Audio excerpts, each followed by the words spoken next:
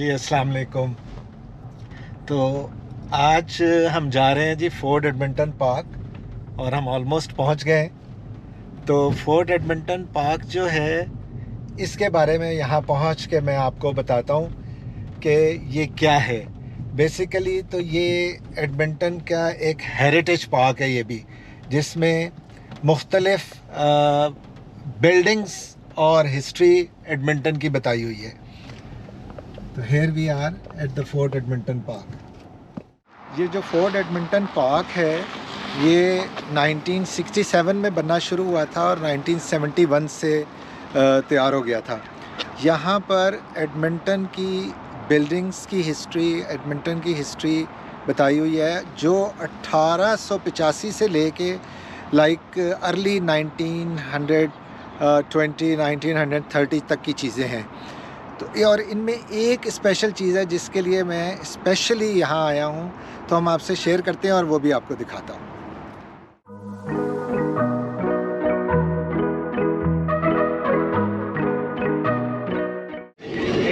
ये इन दरख्तों के पीछे रिवर है, सस्कचुअन रिवर।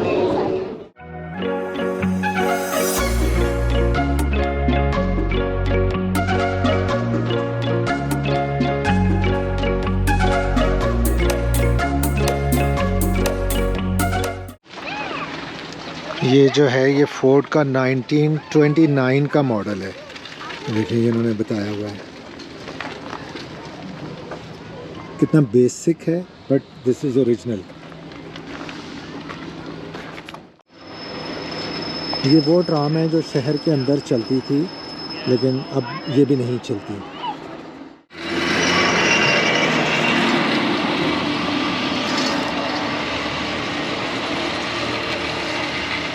तो ये इंडिजिनस पीपल वो हैं जो जिनको फर्स्ट नेशन भी कहते हैं, जो यहाँ के असल रहने वाले हैं।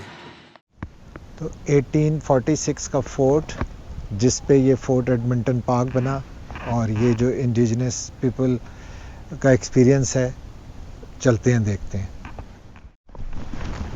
150 एकड़ पे ये पार्क है और इसमें 5 मेन हिस्से हैं।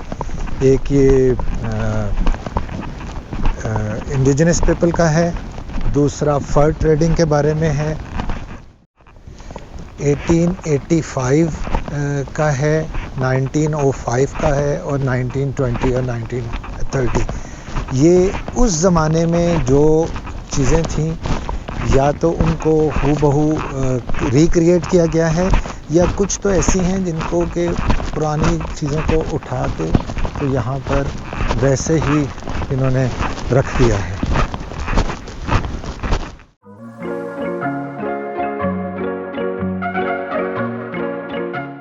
एक बहुत खूबसूरत सी एंट्रेंस बनाई हुई है, जहाँ पे कि ये इंडिजिनस पीपल के बारे में काफ़ी कुछ है, उनकी पिक्चर्स हैं, और ये आगे चलते जाएंगे। इनके बारे में मैंने आपको बताया था कि एक ट्रीटी 6 है, जब हम वेस्ट एडमिंटन मॉल गए थे। जो ट्रीटी 6 ये ट्रीटी है कि जो हम लोग हैं वो ये जो एबोरिजिनल पीपल हैं इनकी ज़मीन पर रह रहे हैं।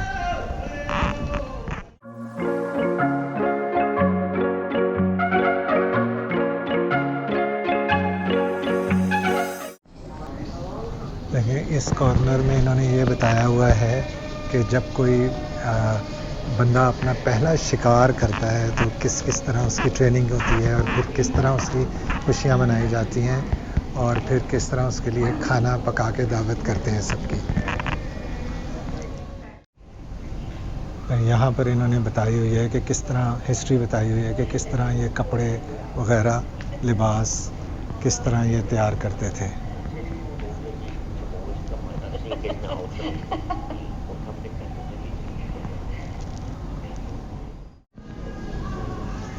इन सारे सेक्शंस में ये दिखाया हुआ है कि देखें हज़ारों साल पहले भी किस तरह इनका फैमिली सिस्टम बहुत मजबूत था, और मेन और वुमेन का क्या रोल था, और घर में बड़ों का क्या रोल था। पूरी इसमें हिस्ट्री बताई हुई है।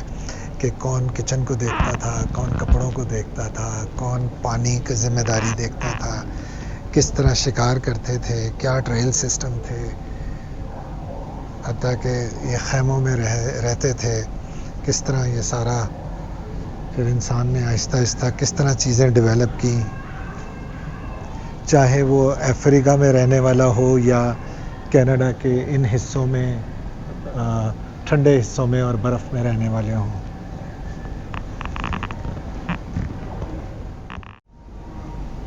ये देखें बिल्कुल अर्ली वेपन्स हैं, नाइफ है, एक्स है, गन है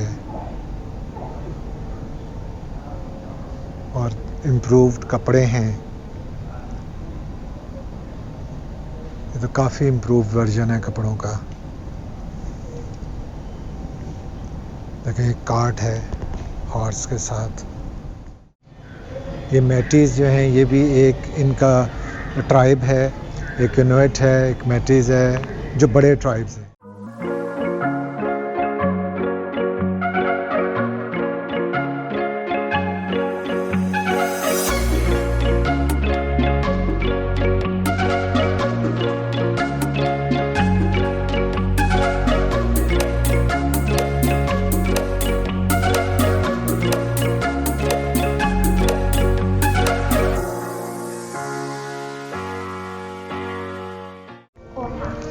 इस हॉल में भी डिफरेंट चीज़ें उनकी लाइफ के बारे में बताई हुई हैं। कुछ उनके जो नोटेबल लोग हैं उनकी यहाँ ये तस्वीरें हैं। ये कुछ यहाँ पर सुवेनियर शॉप भी है इन्हीं से related.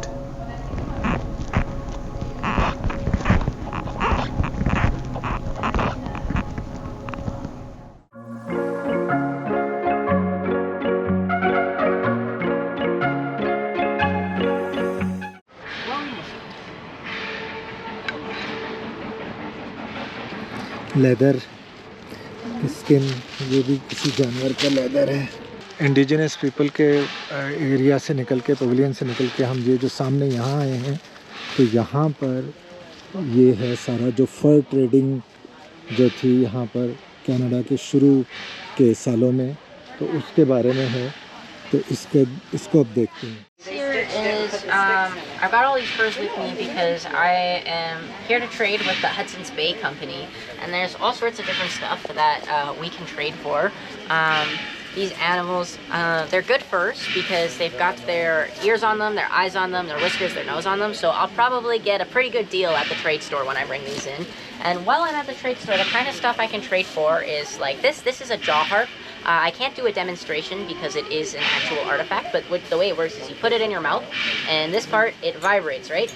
And so when you change your mouth and you make shapes with your mouth, sound is vibration, right? So it changes how it's vibrating and it changes the sound. And if you guys have ever heard that like boing, boing, boing spring sound in like country or folk music, that'll be a jaw harp. And that's one of the instruments that Métis people, so Métis people are the people that came out of the fur trade. It's a very distinct mixture of specific European cultures and indigenous cultures. And then other things that I can get at the trade store are knives and tobacco. Tobacco, we've always had tobacco. It's one of our sacred medicines. It's called Nicotiana rustica or Aztec tobacco, and it's indigenous to the Amazon rainforest. So it was people who started this business with them. Yeah, well, we've been trading for a very long time. We've recognized the value of a trade for a really long time. There's been shells from one coast found on the other coast used as jewelry.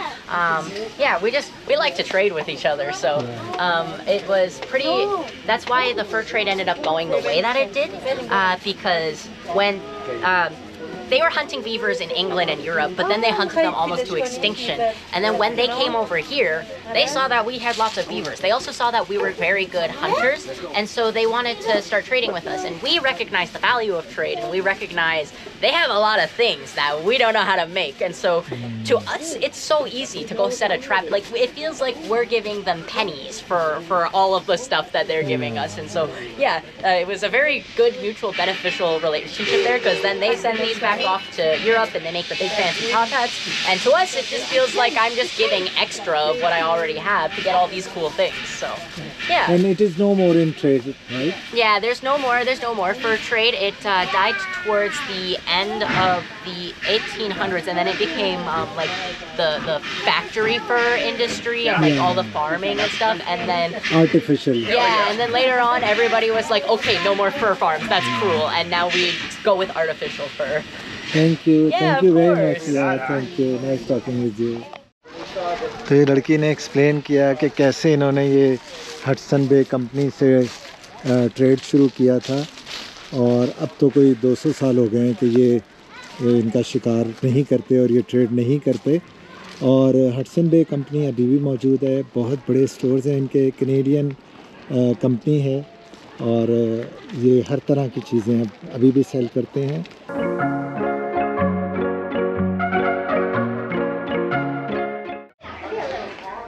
ये most probably वो कमरे हैं जहाँ पर कि ये इन जानवरों को काटते होंगे और फिर उसके बाद हैंग करते होंगे और फिर उनकी स्किन्स वगैरह ऑफ करते होंगे।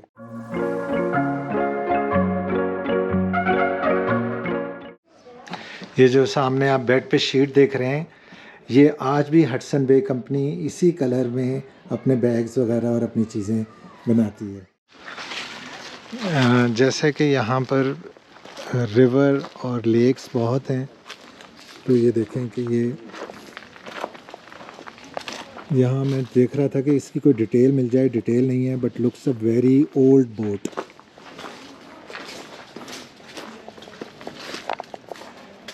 जैसे कि मैंने आपको बताया है कि यहाँ पर इन्होंने बहुत सारी चीज़ें तो ओरिजिनल उठा के रखी हुई हैं और कुछ चीज़ें रिक्रिएट भी की हैं।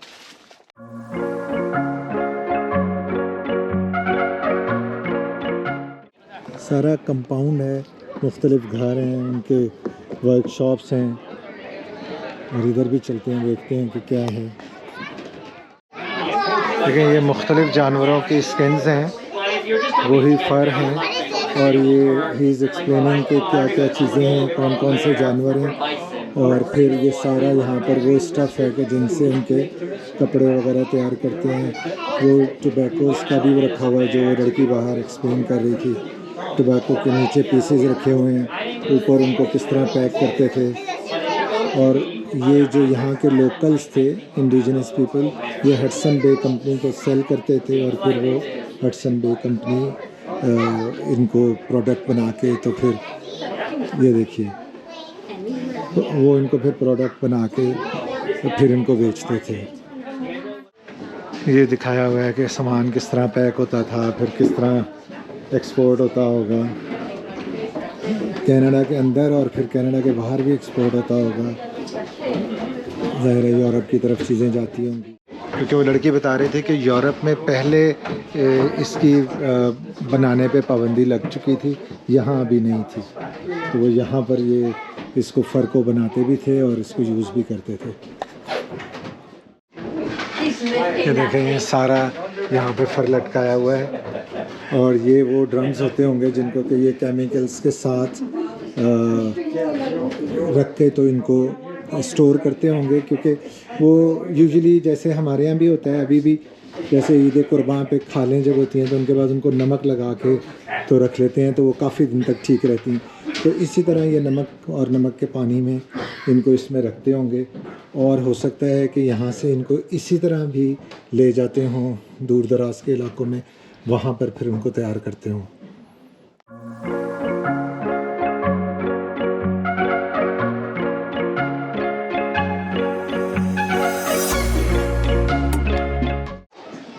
तो ये बताया इन्होंने कि जी ये जॉन रोबन थे, और अराउंड 1821 में ये फ़र के सबसे बड़े ट्रेडर थे यहाँ प्रेरी में सॉरी, और ये हडसन बे कंपनी के लिए काम करते थे। ना सिर्फ यहाँ पर बल्कि 13 और लोकेशंस थी एडमंटन के पास, यानी अल्बर्टा, प्रेरी, सस्कचुआन, और ये वहाँ पर ये फ़र का ट्रेड करते थे हडसन बे कंपनी के नुमाइंदे के तौर पे, और इस एरिया के one of the wealthiest person थे।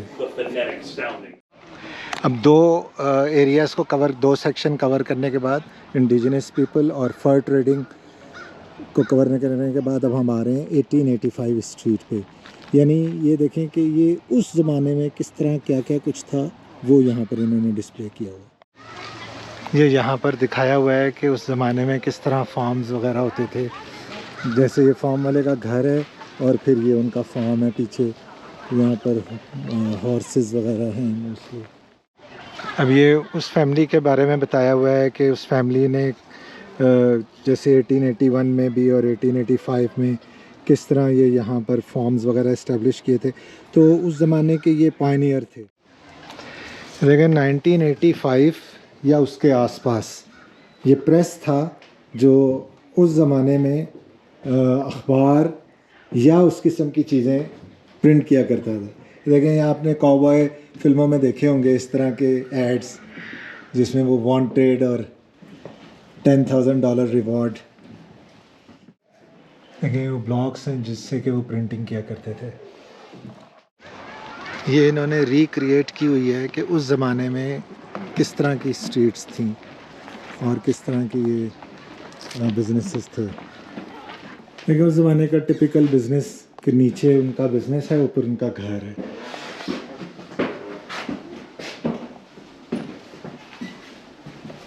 और इस साइड पे भी ये बिज़नेस है सारा।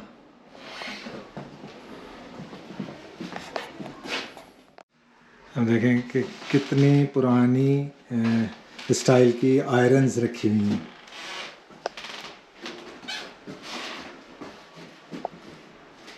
ये सारा स्टिचिंग का काम, ये इस मॉडल बनाया हुआ है जिसके ऊपर के वो टेस्ट कर लें अपना साइजेस वगैरह। सारे धागे रखे हुए हैं। ये भी उस तरह का वो जो चरखा सा होता था वो है। कपड़े के थान रखे हुए हैं और बाकी भी सारा ये स्टिचिंग का सामान रखा हुआ है। ये देखें ये ओरिजिनल बिल्डिंग है, इन्होंने ला के यहाँ रखी है जो 1873 में ये बनाई गई थी। और ये एक चर्च है, मेथोडिस्ट चर्च, 1873।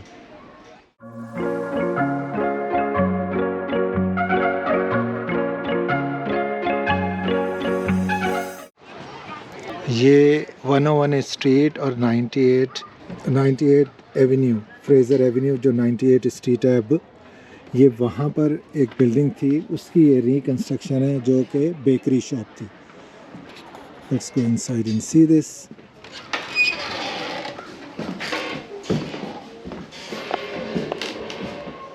ये तो उनका ऐसे लगता है लिविंग रूम है।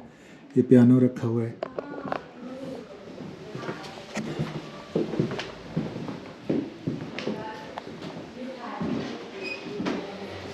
ये इनका डाइनिंग रूम है, ये इनका सिलाई मशीन है इनकी घर का, बाकी काइंड ऑफ किचन है। अच्छा, अब जो है कनाडा में ना बहुत कम ऐसे कमर्शियल एरिया हैं जो कि कमर्शियल और रेजिडेंस साथ हो। तो उसकी मेन वजह ये है कि आजकल पार्किंग की बहुत ज़्यादा ज़रूरत होती है। तो जहाँ कमर्शियल एरिया बनाते हैं तो वो फिर प्योर कमर्शियल एरिया होता है क्योंकि वहाँ पर बहुत सारी गाड़ियाँ आती हैं। और जहाँ रेजिडेंशियल एरिया होता है तो फिर वहाँ पर भी अपार्टमेंट हो या घर हो तो गाड़ियाँ खड़ी करने की बहुत ज़्यादा ज़रूरत होती है। तो नॉर्मली अब ये बहुत कम ऐसे हैं कि जो कमर्शियल और रेजिडेंशियल बिल्डिंग्स साथ हों। सिर्फ डाउनटाउन में आपको ऐसे मिलेगा कि नीचे जो हैं वो कमर्शियल ऑफिसेज या शॉप्स या इस तरह की चीज़ें हों और ऊपर जो हैं वो रेजिडेंस हो या ऑफिस हो, क्योंकि वहाँ पर पार्किंग के लिए भी बेसमेंट या प्लाजास बनाए होते हैं। तो लेकिन आप देखें कि ये जो पुराने थे like 100 years ago and 150 years ago, ये मोस्टली इसी तरह थे कि आधा पीछे घर है या ऊपर घर है और नीचे बिजनेस है। इनको देखते हुए ये गो बैक टू 1885। देखिए ये बताया हुआ है कि डॉक्टर हर्बर्ट विल्सन 1859 में पैदा हुए थे। 82 में ही मूव टू एडमिंटन और यहाँ पर उन्होंने ड्रग स्टोर भी और मेडिकल क्लिनिक भी इस्टेब्लिश किया। 86 में उन्होंने ये जगह जो है वो डेली नामी बंदे को दे दी थी जिसने पूरा स्टोर उनसे खरीद लिया था।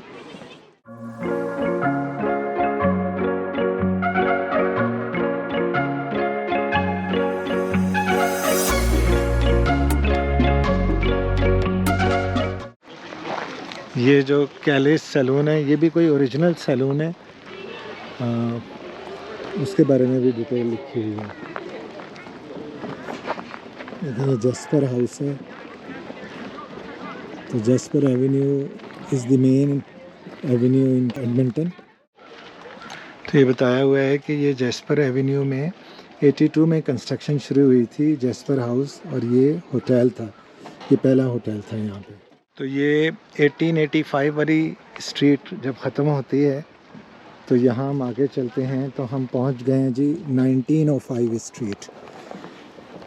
तो 1905 स्ट्रीट जो है हमारा चौथा सेक्शन होगा और हम अपने इरा के करीब आ रहे हैं। ठीक है जी, तो चलते हैं आगे।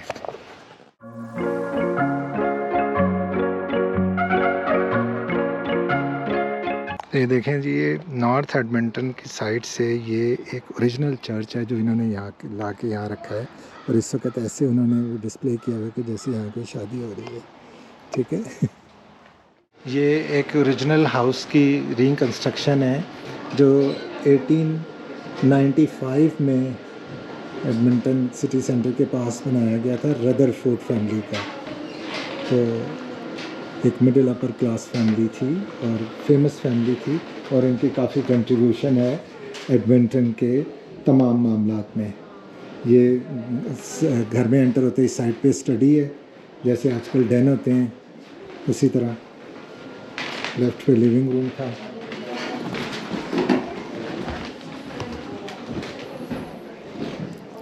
एक वंडरफुल सा डाइनिंग रूम है।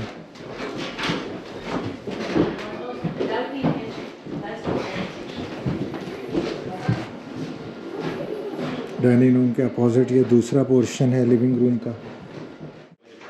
ये पेंट्री है।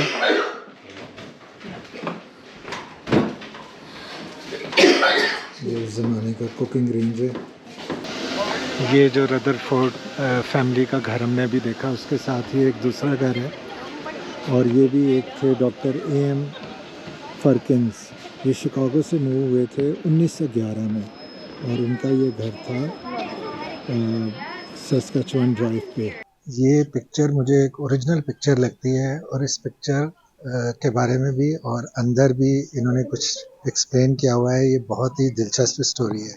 चाइनीज़ वर्कर्स जो हैं वो ग़ुलामों की तरह यूज़ किए गए थे अर्ली 1900 में कनाडा के एक कोने से ईस्ट से वेस्ट तक रेलवे लाइन बिछाने के लिए, और ये हज़ारों की तादाद में मरे भी थे।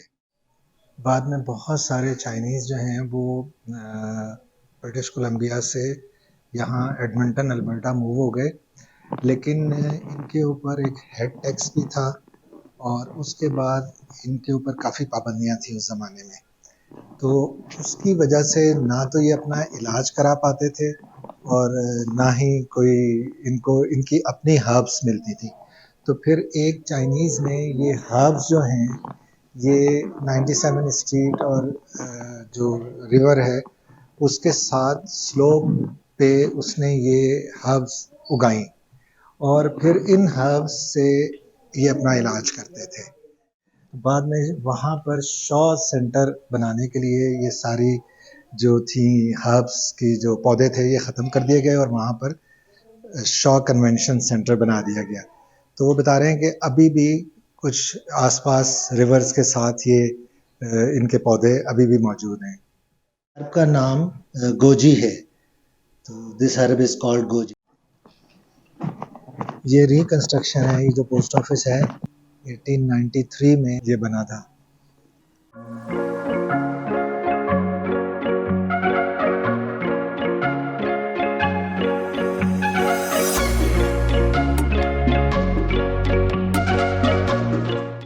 तो ये बिल्डिंग जो है जिसमें अभी हम दाखिल होते हैं ये बैंक ऑफ मॉन्ट्रियल था।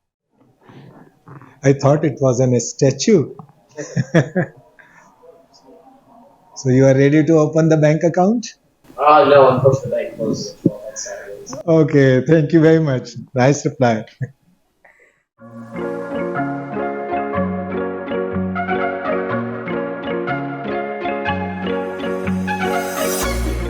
देखें सामने ये फायर ब्रिगेड का ऑफिस बना हुआ है, और उसके ऊपर लिखा हुआ है एडमिंटन फायर हॉल 1893। और ये आई एम नॉट श्योर कि इसके ऊपर ये इंग्लैंड का यानी यूके का फ्लैग क्यों है।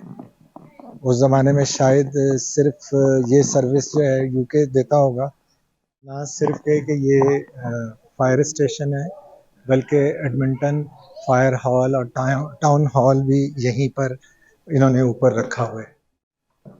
अब देखें, बहुत सारे लोगों ने तो ये टाइपराइटर्स देखे भी नहीं होंगे, तो ये उस ज़माने में कोई अंडरवुड कंपनी थी, उनके टाइपराइटर्स रखे हुए। वो सामने जो है वो फ़ोन लगा हुआ है।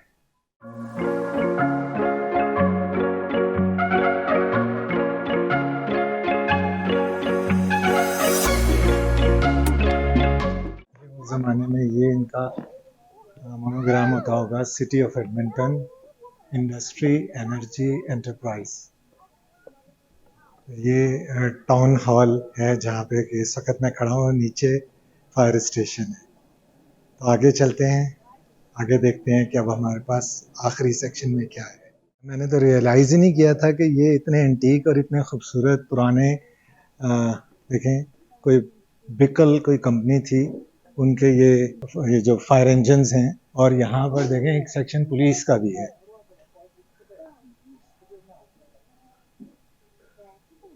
तो यहाँ से जब हम बाहर निकलते हैं तो हम आखिरी सेक्शन की तरफ आते हैं, जो कि 1920 स्ट्रीट है। तो 1920 स्ट्रीट जो है ये 1920 और उसके अराउंड जो जिस तरह था उसके बारे में है। और उसके बाद तो जाहिर है बहुत सारी चीज़ें जो 40s 50s 60s की हैं, वो तो अभी हम देख ही रहे हैं, और उसके बाद की। तो इस आखिरी सेक्शन को भी देखते हैं कि ये क्या। वैसे मैंने आपको बताया था कि टोटल एरिया जो है ये फोर्ट एडमिंटन पार्क का 150 एकड़ से भी कुछ थोड़ा ज़्यादा है, 154 एकड़ है टू बी प्रिसाइज। इस स्ट्रीट पे कोने पे ये होटल सेल क्रिक है, और उसके साथ ये 2 बगीज़ हैं जिसमें कि एक न्यूली मैरिड कपल जा रहा है। एक में दुल्हन बैठी हुई है और एक में दूल्हा बैठा हुआ है। ये बिल्डिंग के बारे में बताया है कि ये न क्रिस्टिनो एवेन्यू 96 स्ट्रीट जो अब कहलाती है, वहाँ पर ये 1912 में बिल्ट हुई थी। और यहाँ पर उस वक़्त भी यूक्रेनियन बुक स्टोर ही था। ये सिर्फ बुक स्टोर ही नहीं था, बल्कि इसमें उनकी और भी बहुत सारी चीज़ें नज़र आ रही हैं।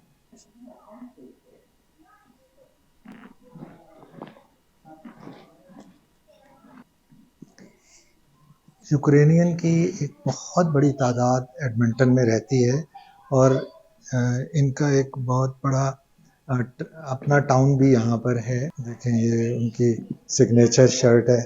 आई बिलीव कि ये वही रशियन या यूक्रेनियन लैंग्वेज है।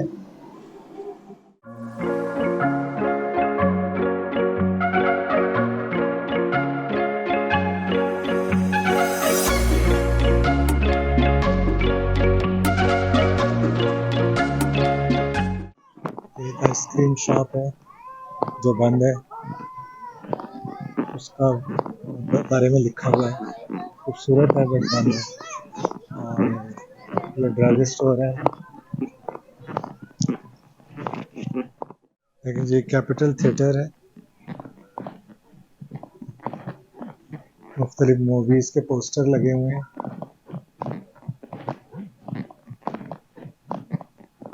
कमिंग सून में लिखा हुआ है Punjabi pioneers of Alberta. Actually यहाँ अल्बर्टा में एडमिंटन में भी और कैलगरी में भी जो सिख कम्युनिटी है, उनकी एक बहुत बड़ी तादाद है, और एडमिंटन के डेवलपमेंट में उनका बहुत बड़ा पोर्शन है।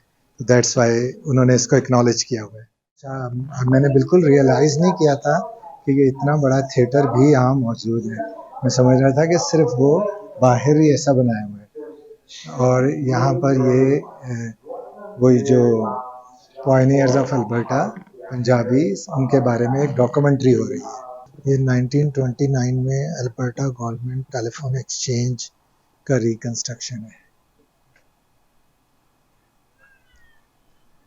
ये टेलीफोन एक्सचेंज उस ज़माने का स्विच बोर्ड ऐसा होता था। ये वो हैं जो ऑपरेटर के थ्रू कॉल्स मिलाई जाती थी।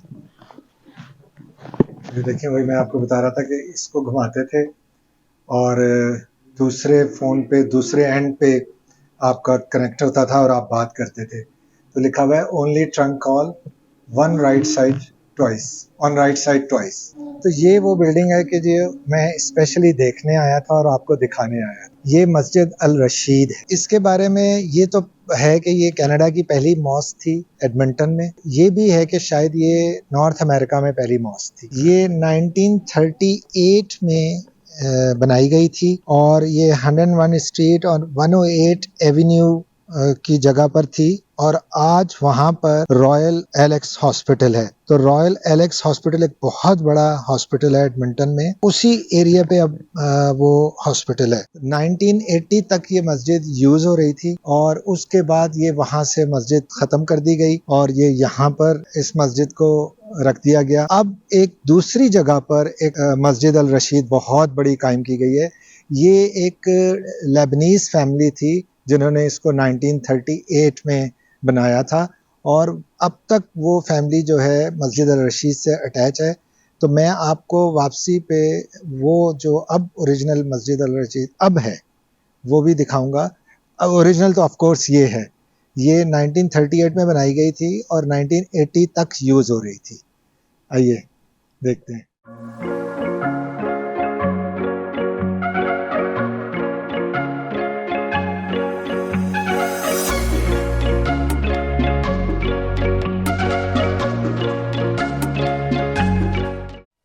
ये जो असाफ हैं ये थे जिन्होंने कि ये लेबनान से आए थे और इन्होंने ये मस्जिद कायम की थी।